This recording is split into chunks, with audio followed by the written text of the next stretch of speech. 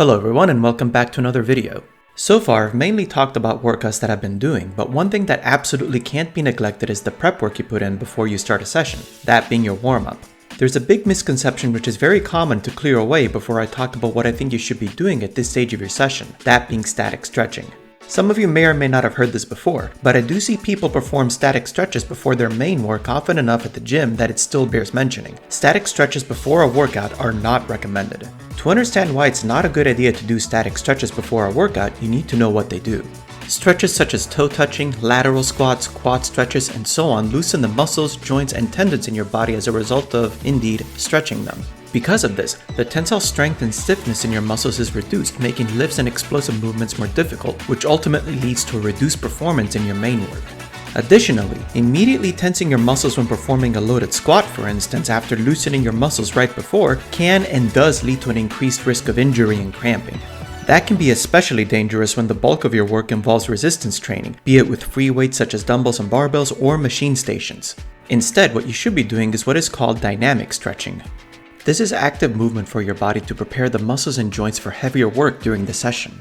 Additionally, it promotes blood flow to ensure oxygen is supplied promptly throughout your body such that your main work will feel more efficient and thus become more effective.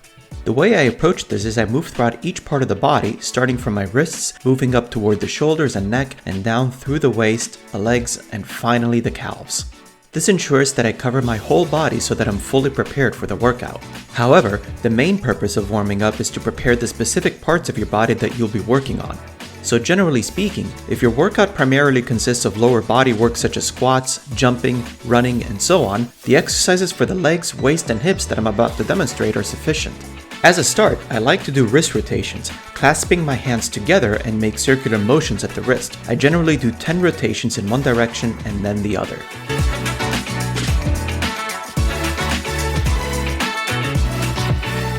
After that, I open my fingers, keeping my hands together, and push to one side briefly and then the other, generally 5 times in either direction. I then move back to wrist rotations, but this time with my hands separated and moving more slowly and deliberately. As before, 10 reps in one direction and 10 more in the other. Another one that I like to do for the arms, moving up the chain now, is getting on all fours and rotate at the elbow. I like to do 10 of these, but I also want to show you something you can do if you want to challenge your coordination by having each elbow move in the opposite direction of each other. This isn't required, but it's something you can do for added challenge. Moving further up the chain, we get to shoulder rotations. Hopefully these aren't unfamiliar to you, but just bear in mind to do these slowly and deliberately just like with the wrist rotations, making sure you're feeling the movement in your traps and shoulder blades. Again, 10 reps in one direction and 10 more in the other. Next comes the neck, moving your head from side to side and then up and down for 10 repetitions total for each of these motions.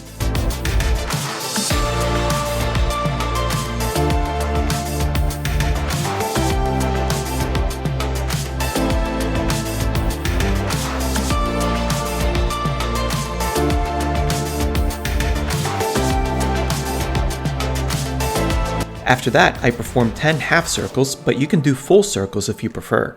These are really important to me because I had a bad experience with shoulder cramps for several days at one point after practicing full ab rollouts on rings, which I attributed to not warming up my neck properly. Now we start moving back down the chain, raising your hands at shoulder height and performing circles with your arms, starting from small circles that become larger and larger with each rep.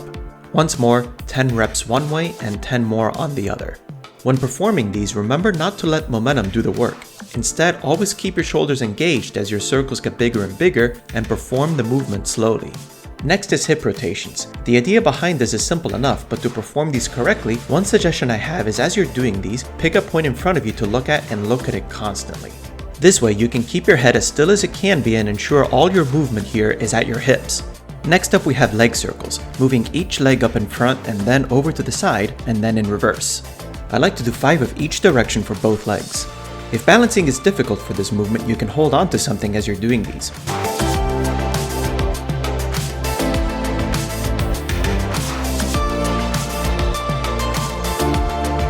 Next up we have glute bridges for your glutes and hamstrings. With your feet at about shoulder width apart and your knees creating a 45-degree angle, you raise your hips up, making sure you engage your glutes and hamstrings in the process. I recommend 10 to 15 reps of these, but if you're strong enough, you also have the option of doing single leg bridges, raising one leg up and lifting with the other leg. If you opt for these, 5 reps for each leg is enough. After this, I perform side leg raises to address the hip abductors. You can do this in a number of ways, the first and easiest variation having your hips on the floor so that you can focus exclusively on the active leg. The next variation is to raise your hips up in a side bridge from your knee, and the next variation up will have your bottom leg fully out. Whichever variation you opt for, I would again recommend 10 reps for each leg.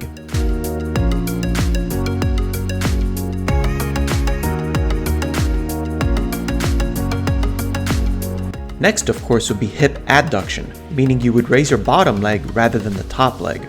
The second to last exercise I do is forward bodyweight lunges, followed by backward lunges for 10 total reps across both legs for each exercise. The most important thing to keep in mind here is again to do these slowly, going as far as you can up until you feel your knee tapping the floor gently.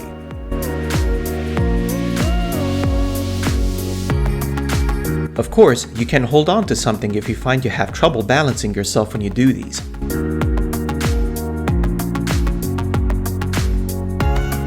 Last but not least are calf rotations. Just like with wrist rotations at the beginning, I recommend 10 reps in one direction and 10 in the other for both feet. Just like with lunges, you can hold on to something if you find the balance difficult. You may also sit down on a chair and raise the leg for which you have to do the rotations. With regards to how many sets of these you should do for all of these exercises, to give you an idea, I tend to go through all of these once for my warm-up. However, if your workout is more specific for certain areas of your body, such as for a lower body session, doing 2 or 3 sets of these would be more ideal.